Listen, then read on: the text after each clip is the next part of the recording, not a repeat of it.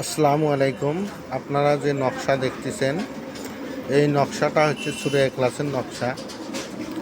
এটা একটি খুব পাওয়ারফুল নকশা।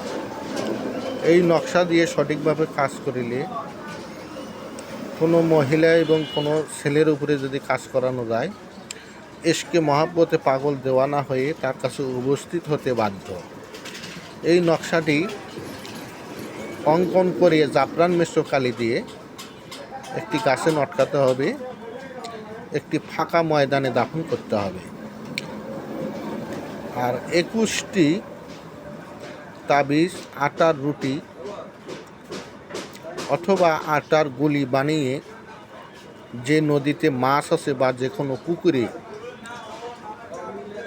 ওই রুটিগুলোকে মাছে খাওয়ানোর জন্য নিক্ষেপ করলে খুব দ্রুতই ফল পাওয়া যাবে। এটা 100% কাজ হবে, খুব পাওয়ারফুল কাজ। আমার যারা শিষ্য আছো, যারা লাইক কমেন্ট শেয়ার করবে, তাদেরকে আমার ইজাজত দেওয়া হলো। তোমরা সঠিক মতো কাজ করবে, অবশ্যই 100% ফলাফল পাবে। আসসালামু আলাইকুম। আজকের মতো এই পর্যন্ত।